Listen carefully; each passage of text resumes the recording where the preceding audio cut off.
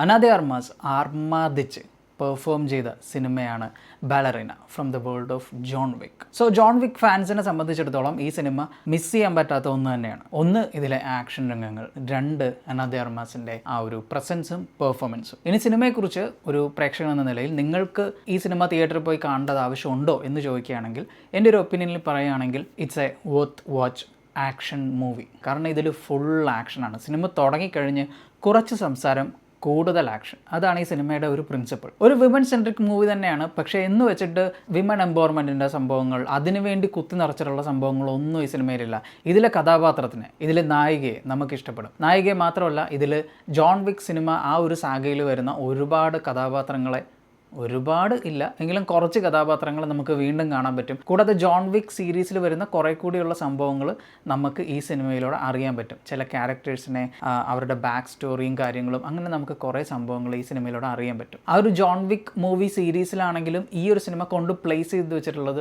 സൂപ്പറായിട്ടാണ്. നല്ലൊരു പ്ലേസ്മെൻറ്റ് ഈ സിനിമയ്ക്ക് കിട്ടിയിട്ടുണ്ട്. ഈവൻ ട്രെയിലർ കണ്ടവർക്കറിയാം ഇതിൽ നമ്മുടെ സാക്ഷാൽ ജോൺ വിക്ക് വരുന്നുണ്ട്. ഈവൻ ജോൺ വിക്കിനെ കൊണ്ടുവന്നിട്ടുള്ളതും നല്ല രീതിയിൽ തന്നെയാണ്. നല്ലൊരു പ്ലേസ്മെൻ്റ് ആണ്. പുള്ളിക്ക് കിട്ടിയ ആ ഒരു സെക്ഷൻ അടിപൊളിയാണ്. ഓവറാക്കിയിട്ടില്ല, ഒട്ടും കുറച്ച് കളഞ്ഞിട്ടുമില്ല. കിട്ടിയ ആ ഒരു പ്ലേസ്മെൻറ്റ് അവർ നന്നായിട്ട് യൂട്ടിലൈസ് ചെയ്തിട്ടുണ്ട്. ആ ഒരു പ്രസൻസ് നീഡഡ് ആയിരുന്നു and it is well placed. കൂടാതെ എടുത്തു പറയേണ്ടത്, ഇത് തിയേറ്ററിൽ എക്സ്പീരിയൻസ് ചെയ്യാൻ മാത്രം ഉണ്ട്.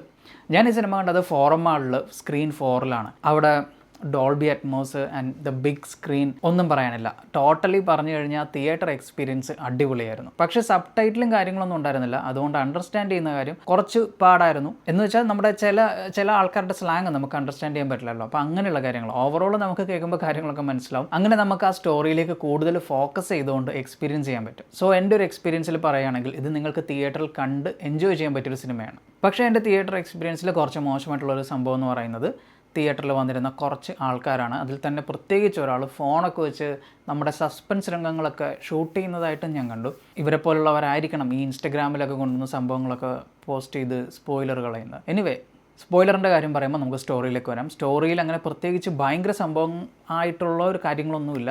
പ്രഡിക്റ്റബിൾ ആയിട്ടുള്ളൊരു സ്റ്റോറി ലൈനാണ്. പിന്നെ നമ്മൾക്ക് എക്സ്പെക്ട് ചെയ്യാൻ പറ്റുന്ന ഒരു കഥ തന്നെയാണ്. അതായത് ഇത്തരത്തിലുള്ള ആക്ഷൻ സിനിമകളിൽ എങ്ങനെയാണ് കാര്യങ്ങൾ അവർ കാണിക്കുന്നത്, അത് തന്നെയാണ് ഈ സിനിമയിലുള്ളത്. ഇത് ആക്ഷന് പ്രാധാന്യം കൊടുത്തുകൊണ്ടുള്ള ഒരു സിനിമയാണ്. അപ്പോൾ അതുകൊണ്ട് തന്നെ കഥയ്ക്ക് അത്ര ഇമ്പോർട്ടൻസ് അവർ കൊടുത്തിട്ടില്ല. ടിപ്പിക്കൽ സ്റ്റോറി ലൈനാണ്.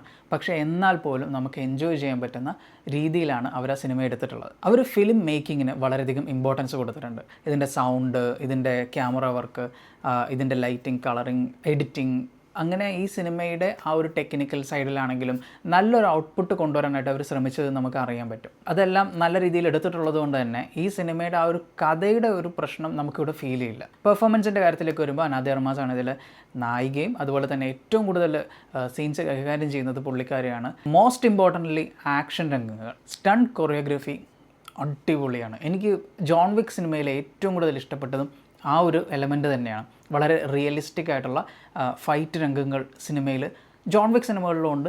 ഈ സിനിമയിലും ആ ഒരു പതിവൊന്നും തെറ്റിയിട്ടില്ല. ഭയങ്കര റിയലിസ്റ്റിക് ആയിട്ടുള്ള ഫൈറ്റ് സീക്വൻസസ് ആണ്.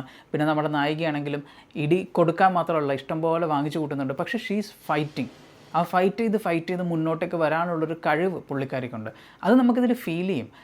ഈ നായികയുടെ ആ ഒരു പവറില്ലായ്മയും, പക്ഷേ അവരതിനെ എങ്ങനെ മറികടക്കുന്നു എന്നുള്ളതൊക്കെ നമുക്ക് സിനിമയിൽ കാണാൻ പറ്റും. ബട്ട് സ്റ്റിൽ കുറച്ച് കത്തിയൊക്കെ എനിക്ക് ഇതിൻ്റെ അകത്ത് ഫീൽ ചെയ്തു. ബട്ട് ഇറ്റ്സ് ഓക്കെ, കുഴപ്പമില്ല. നമുക്ക് എൻജോയ് ചെയ്യാൻ പറ്റുന്ന ഒരു സിനിമ എന്ന നിലയ്ക്ക് തൽക്കാലം അതൊക്കെ നമുക്ക് വിട്ടുകളയാം. പിന്നെ അനാദെ അർമാസിൻ്റെ കാര്യത്തിൽ എനിക്ക് ഭയങ്കര ഇഷ്ടമുള്ളൊരു നടിയാണ്. കാരണം എന്താണെന്ന് വെച്ച് കഴിഞ്ഞ് കഴിഞ്ഞാൽ വളരെയധികം ഇമ്പ്രൂവ് ചെയ്യാൻ ശ്രമിക്കുന്ന ആക്ടേഴ്സിൽ ഒരാളാണ് അനാദെ അർമാസ്. ഓരോ സിനിമ കഴിയുമ്പോഴും അതിൽ ഇമ്പ്രൂവ്മെൻറ്റ് വരുത്താനായിട്ട് അവർ ശ്രമിക്കുന്നുണ്ടെന്ന് എനിക്ക് തോന്നിയിട്ടുണ്ടായിരുന്നു. നോ ടൈം ടു ഡൈയിലാണെന്ന് തോന്നുന്നു, ജെയിംസ് ബോണ്ട്. അതിലും ഗോസ്റ്റഡ് എന്ന് പറയുന്ന സിനിമ, ക്രിസ് ഇവാൻസിൻ്റെ കൂടെയുള്ള ഈ സിനിമകളിലൊക്കെ അനാദെ അർമാസിൻ്റെ ആക്ഷൻ രംഗങ്ങൾ ഞാൻ കണ്ടിട്ടുണ്ടായിരുന്നു. അപ്പോൾ എനിക്കൊരു ആഗ്രഹം ഉണ്ടായിരുന്നു, ഒരു ഫുൾ ഓൺ ആക്ഷൻ കിട്ടിയാൽ, ഒരു സീരിയസ് സിനിമ കിട്ടിയാൽ എങ്ങനെയിരിക്കും എന്നുള്ളത്.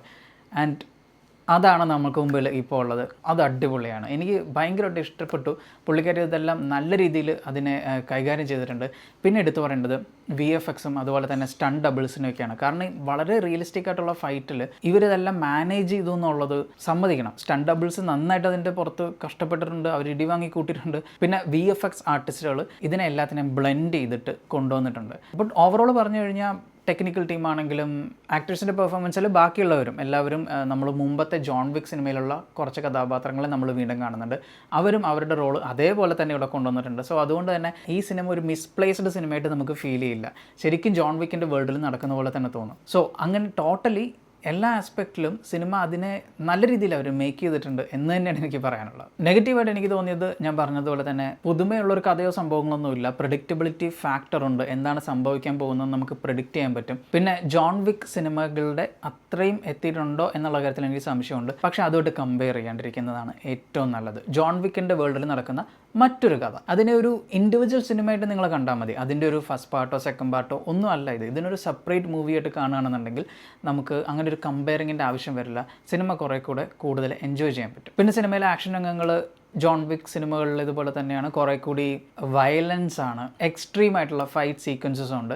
അപ്പോൾ ഇതെല്ലാ പ്രേക്ഷകർക്കും ഒരുപോലെ എൻജോയ് ചെയ്യാൻ പറ്റിയെന്ന് വരില്ല. അപ്പോൾ അത്തരത്തിലുള്ള ആക്ഷൻ സിനിമകൾ കാണാൻ ആഗ്രഹിക്കുന്ന ആളാണ് നിങ്ങളെങ്കിൽ, എസ്പെഷ്യലി ജോൺ വിക്ക് സിനിമകളുടെ ഒരു ഫാനാണ് നിങ്ങളെങ്കിൽ, തീർച്ചയായിട്ടും നിങ്ങൾ ഈ സിനിമ കാണണം. കാരണം ഈ സിനിമ കുറേ കൂടി നമുക്ക് ജോൺ വിക്ക് വേൾഡിനെ കുറിച്ചുള്ള കാര്യങ്ങൾ അറിയാനായിട്ട് ഹെൽപ്പ് ചെയ്യും. അതുപോലെ തന്നെ ആ ഒരു സ്റ്റോറി ഇടയ്ക്കുള്ള സംഭവങ്ങളൊക്കെ കണക്ട് ചെയ്യാനും കുറേ കൂടി കഥാപാത്രങ്ങളുടെ ഇൻഡെപ്ത് ആയിട്ടുള്ള ഡീറ്റെയിൽ അറിയാനൊക്കെ ആയിട്ട് ഹെൽപ്പ് ചെയ്യും. എനിവേ, ഓവറോൾ പറഞ്ഞു കഴിഞ്ഞാൽ സിനിമ ഞാൻ എൻജോയ് ചെയ്തു. എനിക്ക് സിനിമ ഒരുപാട് ഇഷ്ടപ്പെട്ടു. നിങ്ങൾക്കും അങ്ങനെ ആയിരിക്കുമെന്ന് വിചാരിക്കുന്നു. മേ ബി ചിലപ്പോൾ നിങ്ങൾക്ക് ഇഷ്ടപ്പെട്ടിട്ടുണ്ടാവില്ല. എന്ത് തന്നെയായാലും നിങ്ങളുടെ അഭിപ്രായങ്ങൾ കമൻറ്റിൽ രേഖപ്പെടുത്തുക. പിന്നെ വീഡിയോ ഇഷ്ടപ്പെട്ടാൽ ലൈക്ക് ചെയ്യുക, ഷെയർ ചെയ്യുക, അതുപോലെ ചാനൽ സബ്സ്ക്രൈബ് ചെയ്യുന്ന കാര്യം പരിഗണിക്കുക.